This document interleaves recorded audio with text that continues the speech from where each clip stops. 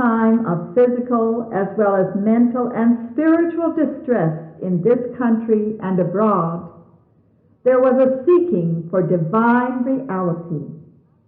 The philosophies of men were inadequate to cope with humanity's problems. Man had reached his extremity. The people and the world were at a place where nothing short of God could help and lift them. Then came the electrifying words, God is here. And in our day and in our time, they found him, teaching and preaching in the little fishing village of Sayville, Long Island, New York. At his home in Sayville, believers drawn from all walks of life and racial abstractions gathered around the abundant banquet table to fellowship with the living Christ. Never had such words of wisdom and power from the Infinite One fallen on the ears of humanity. The words flowed from his lips in a never-ending stream.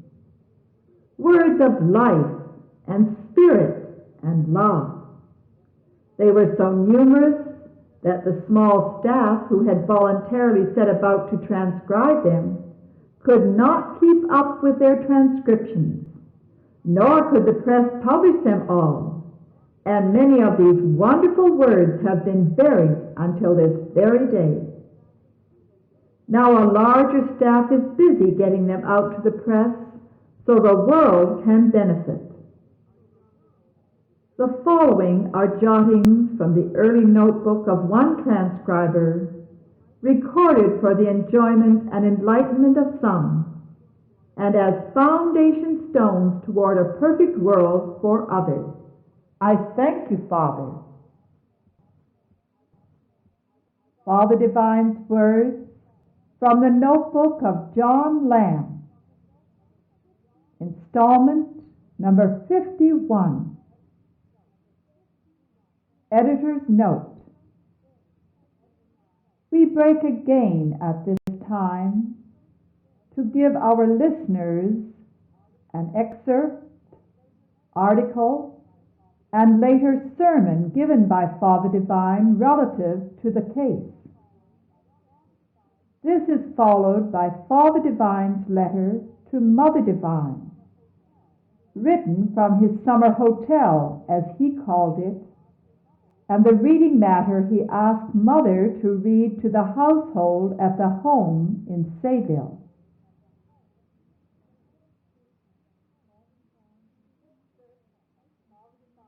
Excerpt from Father Divine's breakfast talk concerning the sermon before the verdict at Mineola, given at Kingston, New York, July 28, 1936. AD FD. Time about 12 noon. One of the angels remarks, Father, I was just thinking. We read about that supposedly last breakfast that you had with the children on the shores of Galilee. Little did we think that we would be with you today, enjoying all this. Father, it is wonderful. Just then, my thought ran, as you started to mention the last breakfast, back to the sermon before the verdict. It is indeed wonderful. Did you ever read the sermon before the verdict in 1932? It is indeed wonderful.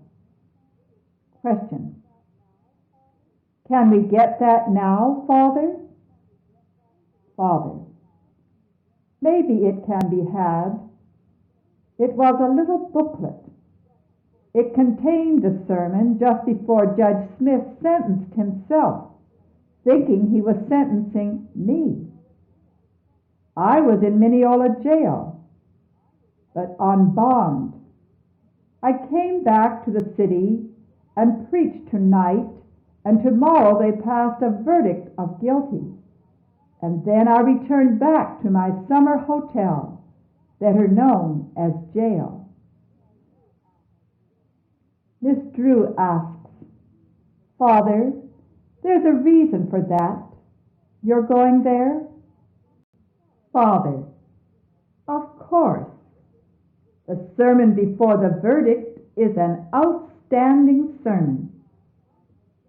At that time, when I came from jail, as being on bail today, on this evening I preached at a little church on 132nd Street tonight, and tomorrow I returned on trial and was found guilty, they thought. On that evening, that sermon was preached.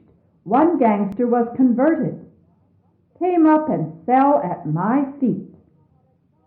Some of them said he had a gun in his pocket then, in his shirt sleeves, etc.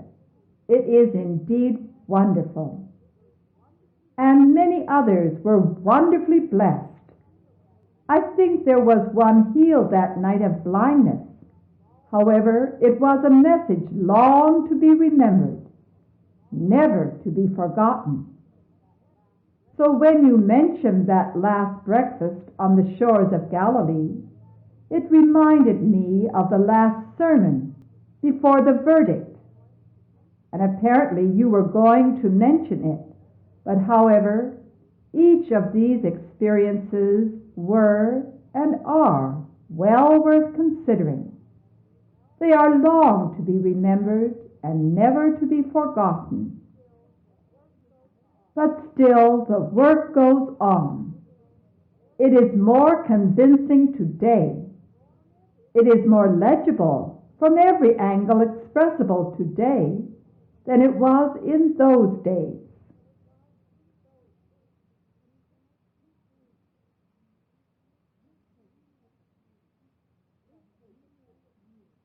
Newspaper clipping from the New York News.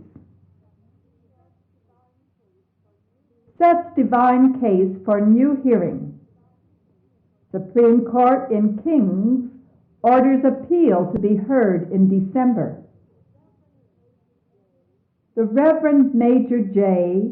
Father Divine, who was convicted in May in Nassau County and sentenced to 1 year in jail and fined $500, appeared Monday before the Appellate Division of the Supreme Court in Brooklyn in connection with his appeal.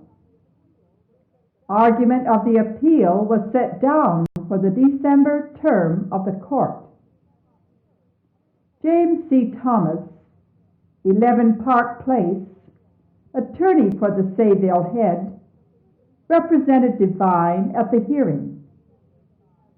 The religious leader who has transferred the center of his activities from the Sayville Heaven, which was adjudged a nuisance, to 135th Street in Harlem, is free on $5,000 bail. Justice Humphrey, sitting in the Supreme Court in Brooklyn on June 24th, released Divine on a certificate of reasonable doubt.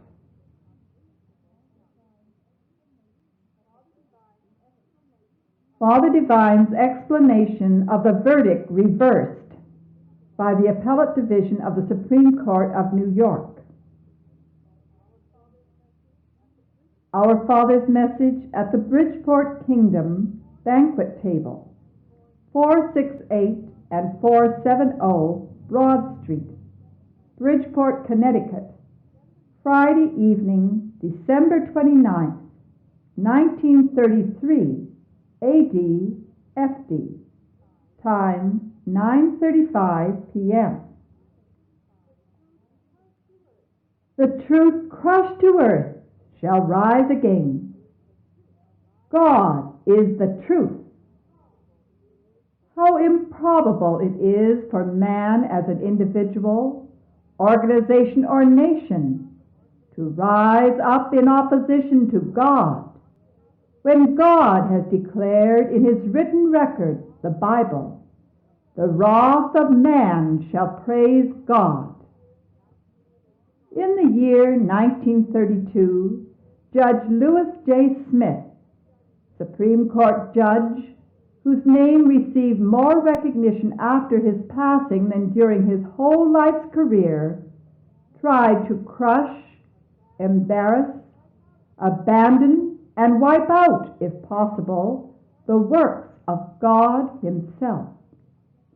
Little did he or the people think that the sentence that was given to the Reverend M.J. Devine would just reverse itself, and instead of it resulting in the eradication of the establishment of the kingdom of God on earth, it proved to be the issuing of a life sentence on the judge himself. In the face of all oppositions of practically every religious and social welfare organization, plus other institutions desiring to work against this great movement for the advancement of the kingdom of God, the truth has gone through the land like a mighty contagion, gathering to itself the children of men from the utmost parts of the earth. In less than 2 years, according to man's reckoning of time, this great movement, fostered and sponsored by God himself, has added more than 10 million to the movement. Judge Lewis J. Smith of the County Court in Nassau County, Mineola, Long Island, New York, reaped the fruit of the seed that he had sown. He made it known that his one great desire would be the giving of a life sentence to Father Devine. But out of the evil of his own heart, the judgment was on his own life.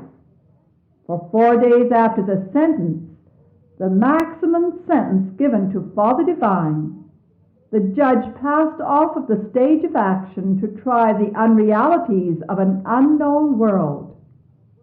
However, the work of Father Devine, the great benefactor and redeemer of mankind, goes triumphantly on. In this particular lecture, Father Devine made reference to the incident of the decision handed down by the Appellate Division of the Supreme Court of New York after reading the last issue of his message in the New York News. Preceding his message that follows, he sang a little song. I am going to walk in this way. I'm going to walk in this way. I'm going to walk in this way, and then you all will know. You do not know, and you cannot tell the mystery of this truth until it is revealed to you, and then you all will know. Father speaks as follows. Peace, everyone. Now you are happy, and I am glad. The wonderful message you all have heard, and apparently you heard it word for word, or word by word, whichever.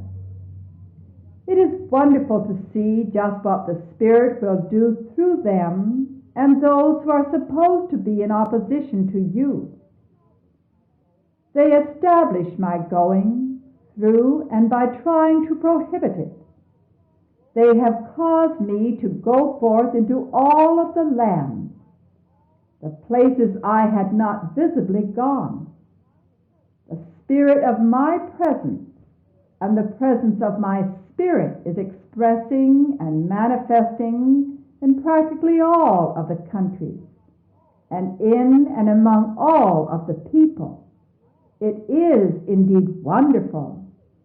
It is a great mystery, apparently, and yet it is not a mystery, for there is nothing hidden from the great universal mind substance. While listening to the reading a little while ago, I brought to consideration the great mystery of these acts and these conditions of the people, and how they unconsciously will allow themselves to be brought under condemnation if they are not watchful. As I have foresaid, the investigation of the Committee of Newark, Essex County, New Jersey, was but the findings and the proceedings and records of the Mineola Court in opposition to the Appellate Division of the Supreme Court of New York. And if it could have been a conviction through such investigation, this committee and the Common Pleas Court in New Jersey would have had revoked the Appellate Division of the Supreme Court of New York with their own citizens and brought themselves under condemnation, whereby their decision would have been revoking this decision of the Appellate Division of the Supreme Court of New York. Do you not see a great work that is going on, stirring them up among themselves, causing them to rise consciously or unconsciously against themselves? And if the state of New York would have allowed some other state or country to go into her state and condemn or revoke the decision of the Supreme Court of New York, it would be lowering the standard of New York by allowing the Common Pleas Court of Jersey to revoke and hand up a decision in opposition to the Supreme Court of New York and condemn it. It is indeed wonderful. But they were not watchful on that point of view, and they did allow the investigators to go to the state of New York to get the records and hold them against me in Jersey, to try to bring about a conviction in that same proceedings and reproduction of the proceedings in Mineola, see, which had been condemned as being erroneous and prejudicial by the Appellate Division of the Supreme Court of New York State.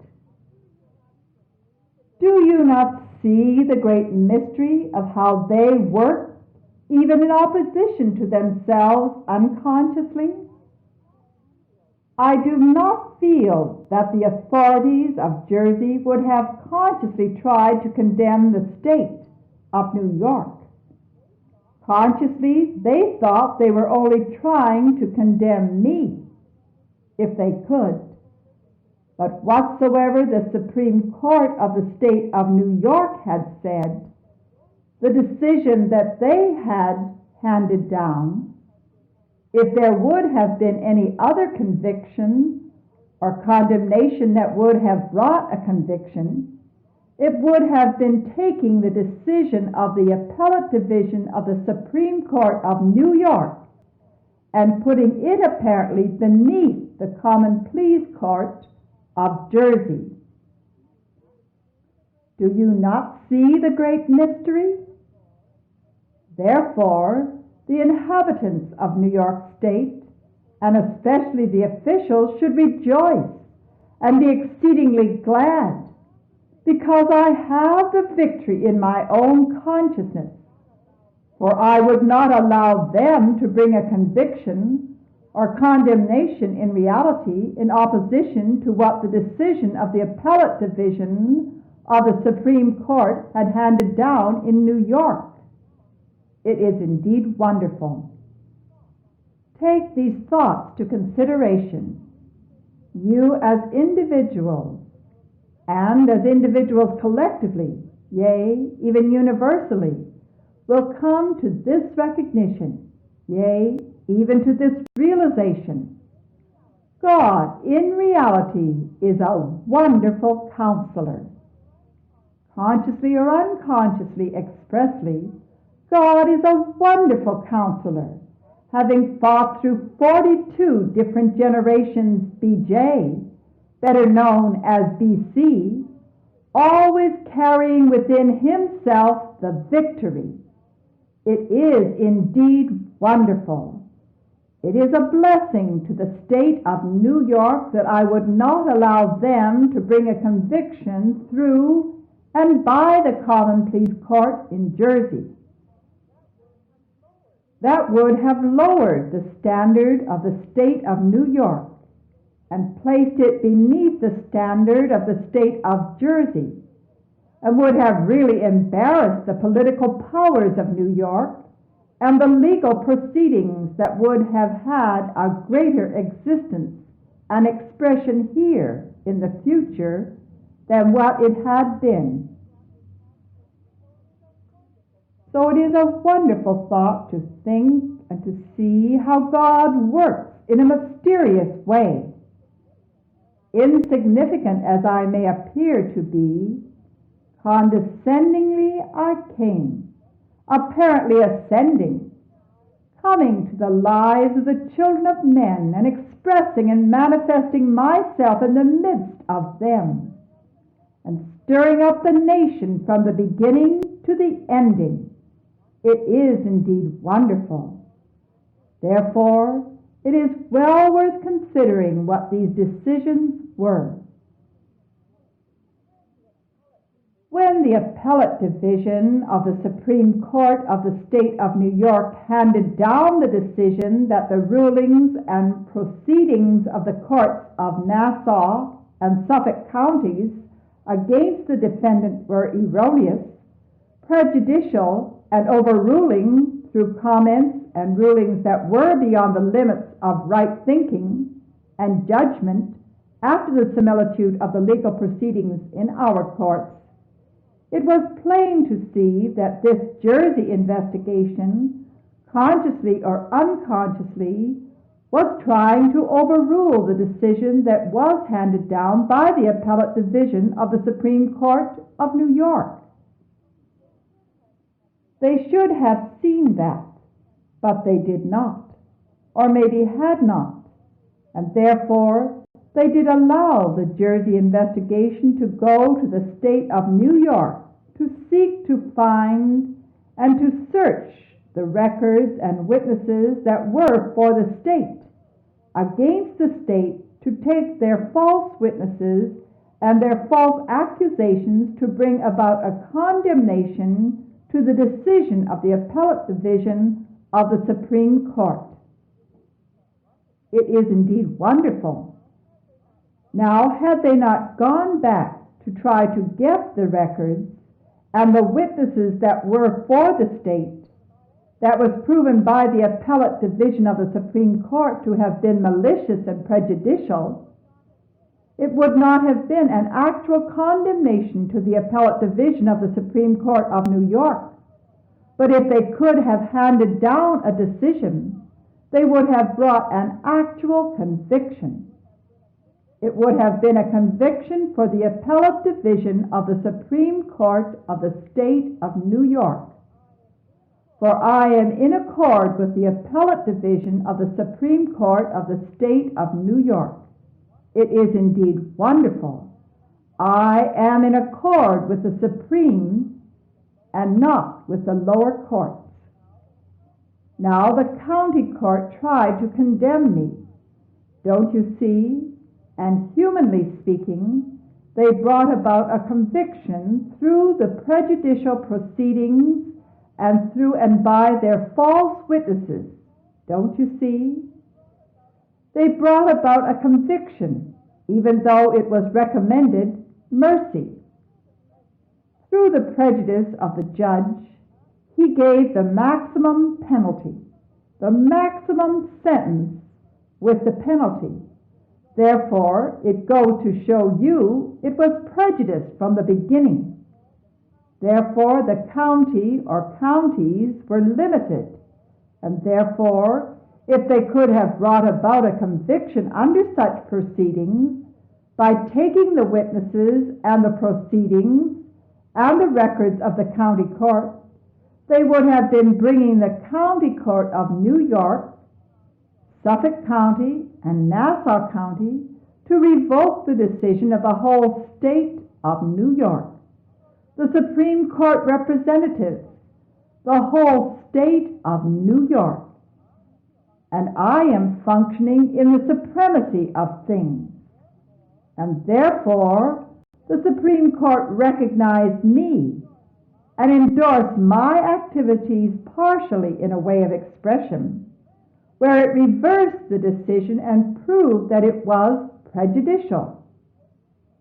Take these thoughts to consideration, and as you see me working in the midst of the people, I am working from start to finish, and from finish back to the start.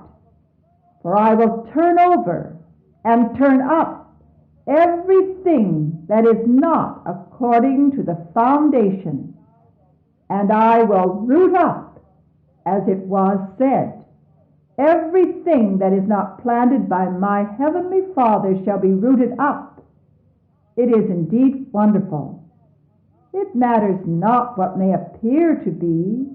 Rejoice in those things, for I have caused them to be, even if they appear to be in opposition to me. These thoughts are well worth considering, and as you consider them and come to this recognition, you will not have an occasion to falter nor fear, for within you, Christ, in the name of faith, is the victory. But this lesson will not be forgotten, and I allow these things to be for the very purpose of spreading my name throughout the whole earth in the perfect, harmonious expression and a positive expression. In their versions, they would refuse to carry it. They would refuse to publish it. It must be advertised through and by the prejudicial newspapers, in and through and by a negative thought and negative action, in the way of slander or scandal. That is the way they will carry my message, the same as the beautiful trees in the forest. Here and there and everywhere, practically, they have been carried. The seeds of those trees have been carried there, some by birds and some by insects, and other ways and means by which to convey them, and to scatter them here and there, to sow the beautiful seeds of our vegetation that are the handiwork of nature. God works in a mysterious way. When they are trying to spread something in opposition, they are carrying the message over in another land at times and into another degree of expression as a blessing for those who are here and a blessing for the individuals to whom they are carrying the message. It is indeed wonderful. If it had to be something pleasant to oppose it, naturally they would not be interested to carry it, you see.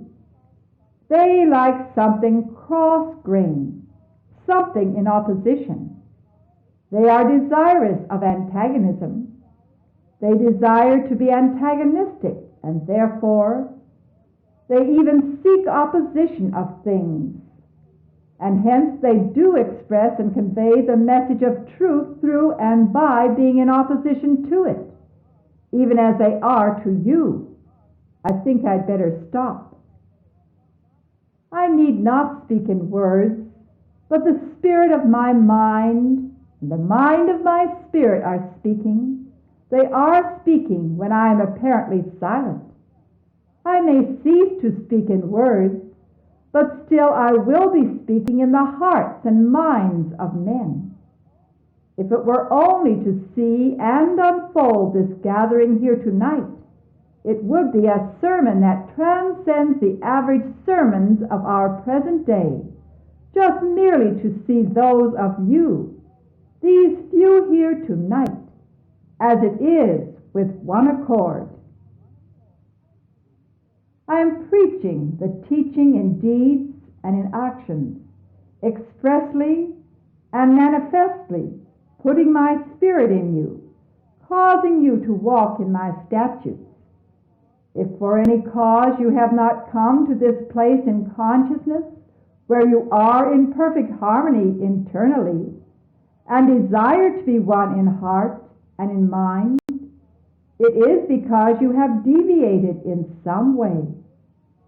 There is something that caused each and all of you to express harmony to some extent, and cause you to walk in my statutes in the way of expression in a different way from what you have been doing or would be doing. It is indeed wonderful. Tonight, if it were not that you had come in contact with me or heard of me, there is a different, or it would have been a different expression according to what you have been telling.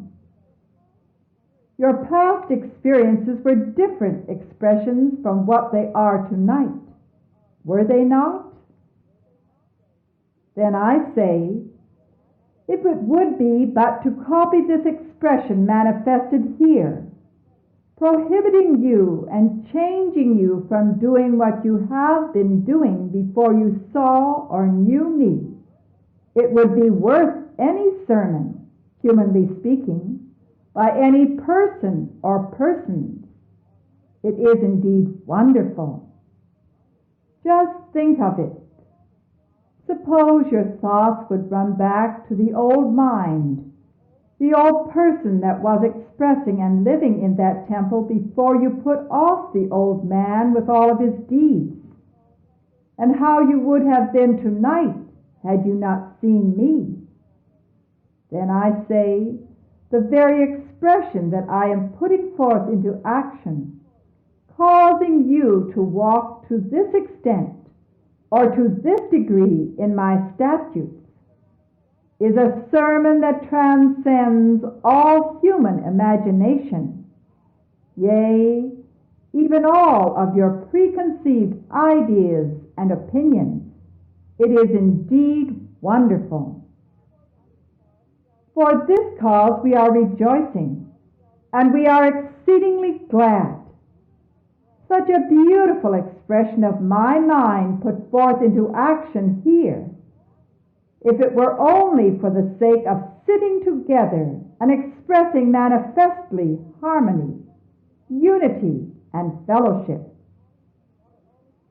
If it were only to express modesty, poise, and calmness, and yet happiness. For these expressions are essential for the people. If it were only to prohibit you as individuals from drinking, gambling, committing other vices and crimes, smoking and doing other things that were not practical or profitable, whichever.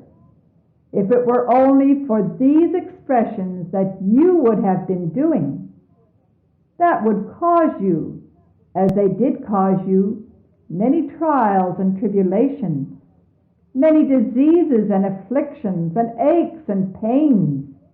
It is indeed wonderful. Just think of it.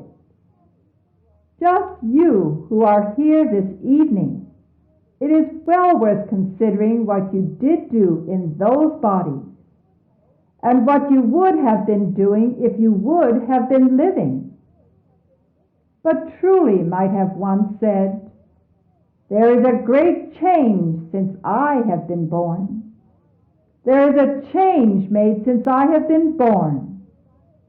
This great change has taken place, the same as the churning of cream. It is indeed wonderful. When the frog was kicking for life and swimming, he kept kicking and swimming for life and swim, until his weary eyes grew dim.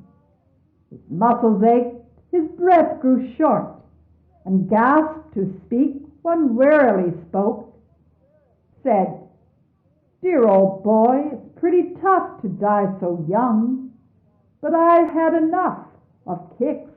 No more will I try it." "Tut, tut, my lad," the other cried. "A frog is not dead unless he dies. The braver frog endured it still. He kept kicking with a right good will, until so great it was joy to utter, he found he would churn a lump of butter. It appears as if the braver frog has been kicking in our experience, for we are bringing forth something that is causing things to be easy. The story goes, he found he would churn a lump of butter, and climbing on that chunk of grease, he floated around with the greatest of ease. It was great joy to him to find that he had churned a lump of butter. If you keep on kicking, you will find that these hard times will turn to ease, and you, as well as others, will get on easy street. It is indeed wonderful. I need not say more in words, but speaking continually in deeds and in actions, I am putting my spirit in them daily and pouring out a continuous increasing and overflowing stream of spirit and love to them, causing them to walk in my statutes. For this cause we can rejoice, and we can be exceedingly glad to see the unfoldment of these things taking place in your very midst. It is indeed wonderful. As I was saying today in this dining room, when it was filled to capacity and overflowing, it was a wonderful expression and a privilege and a pleasure to convey this message to the children of this people. Those who had not heard this message personally, especially from me, and those who would have been looked upon as the outcast, those who would have been looked upon with a scornful eye ordinarily, because they were classed as the unemployed. But the spirit of my presence and the presence of my spirit loves them all. And I venture to say they received a message today by the spirit of my presence that they have never heard in all of their existence, testifying and sitting here enjoying the abundance of the fullness of all good things by the spirit of the consciousness of the presence of God. These blessings we give to one and to all. I thank you.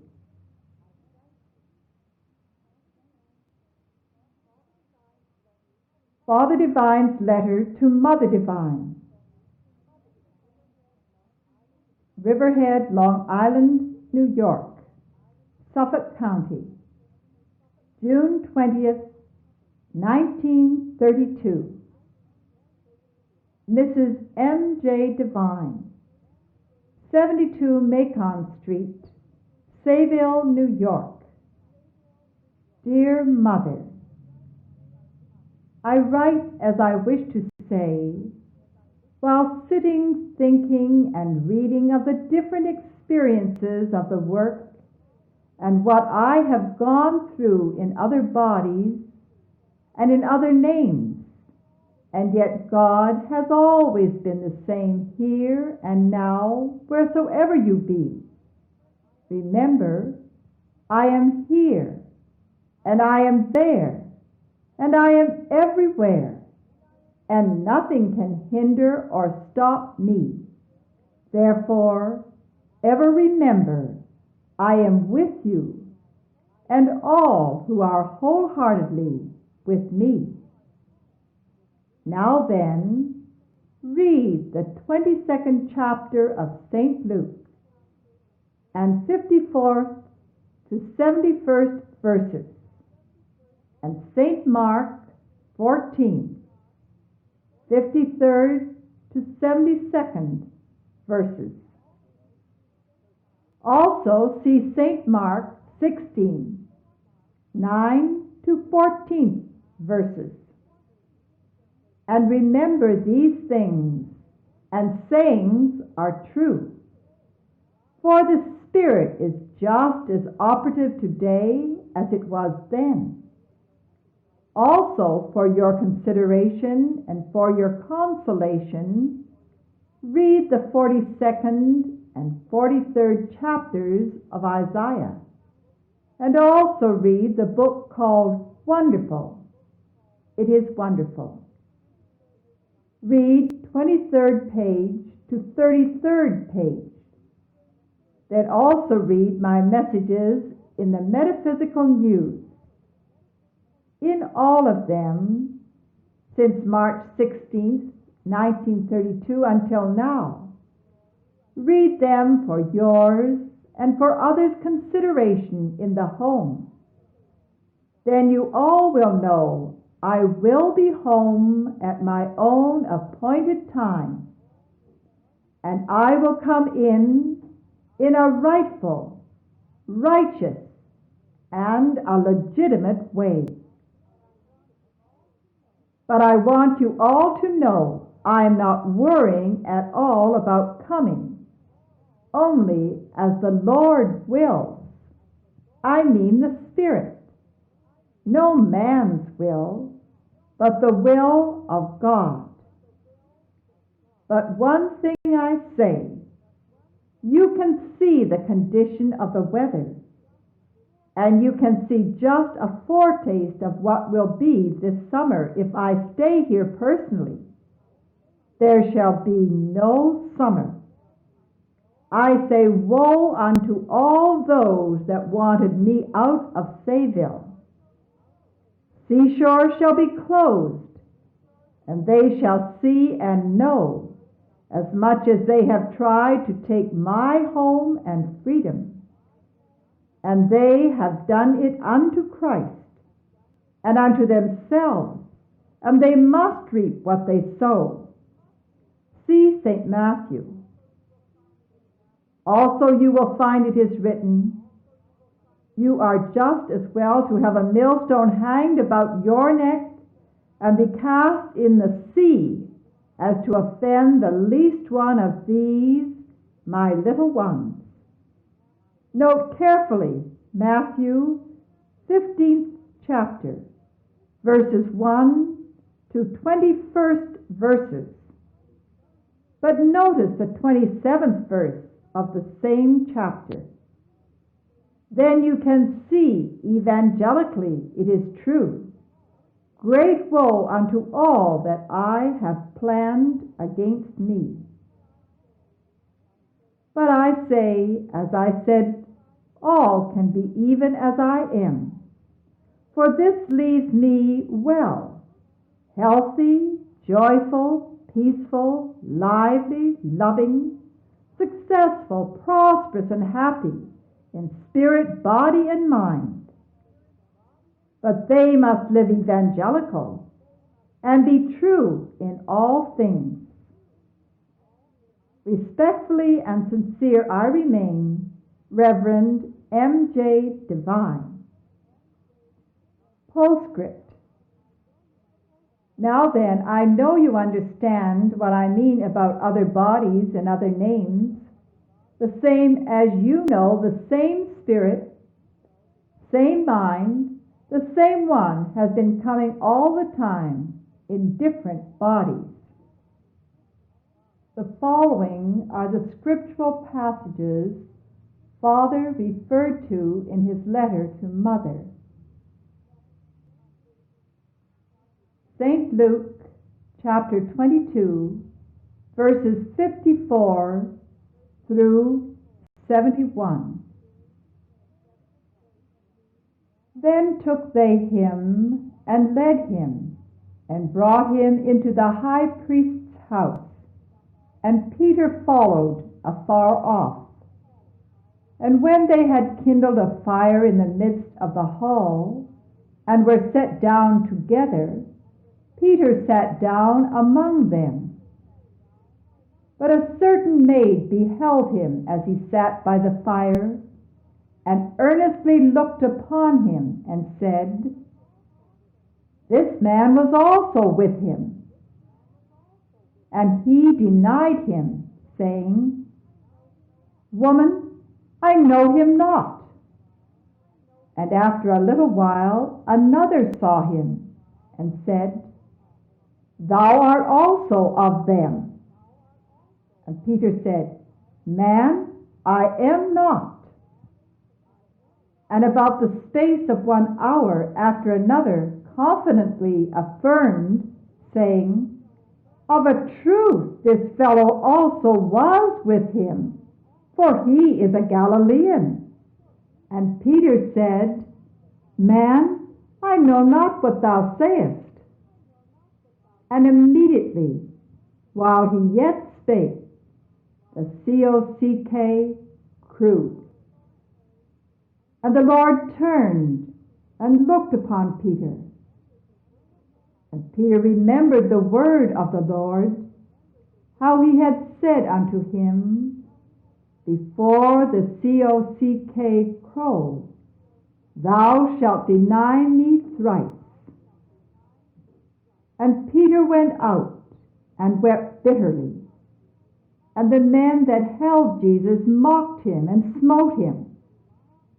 And when they had blindfolded him, they struck him on the face and asked him, saying, Prophesy, who is it that smote thee? And many other things blasphemously spake they against him. And as soon as it was day, the elders of the people and the chief priests and the scribes came together and led him into their council, saying, Art thou the Christ? Tell us. And he said unto them, If I tell you, ye will not believe. And if I also ask you, ye will not answer me, nor let me go. Hereafter shall the Son of Man sit on the right hand of the power of God. Then said they all, Art thou then the Son of God? And he said unto them, Ye say that I am. And they said, What need we any further witness? For we ourselves have heard of his own mouth. St. Mark, chapter 14, verses 53 through 72. And they led Jesus away to the high priest, and with him were assembled all the chief priests, and the elders, and the scribes. And Peter followed him afar off, even into the palace of the high priest. And he sat with the servants and warmed himself at the fire. And the chief priests and all the council sought for witness against Jesus to put him to death, and found none. For many bare false witness against him, but their witness agreed not together. And there arose certain and bare false witness against him, saying, We heard him say, I will destroy this temple that is made with hands, and within 3 days I will build another made without hands. But neither so did their witness agree together. And the high priest stood up in the midst and asked Jesus, saying, Answerest thou nothing? What is it which these witness against thee? But he held his peace and answered nothing. Again the high priest asked him, and said unto him, Art thou the Christ, the Son of the Blessed? And Jesus said, I am. And ye shall see the Son of Man sitting on the right hand of power, and coming in the clouds of heaven. Then the high priest rent his clothes, and saith, What need we any further witnesses? Ye have heard the blasphemy. What think ye? And they all condemned him to be guilty of death. And some began to spit on him, and to cover his face, and to buffet him, and to say unto him, Prophesy. And the servants did strike him with the palms of their hands. And as Peter was beneath in the palace, there cometh one of the maids of the high priest. And when she saw Peter warming himself, she looked upon him and said, And thou also was with Jesus of Nazareth. But he denied, saying, I know not, neither understand I what thou sayest. And he went out into the porch, and the COCK crew. And the maid saw him again, and began to say to them that stood by, This is one of them. And he denied it again. And a little after, they that stood by said again to Peter, Surely thou art one of them, for thou art a Galilean, and thy speech agreeth thereto. But he began to curse and to swear, saying, I know not this man of whom ye speak.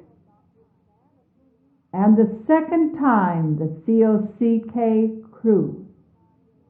And Peter called to mind the word that Jesus said unto him, Before the COCK crow twice, thou shalt deny me thrice.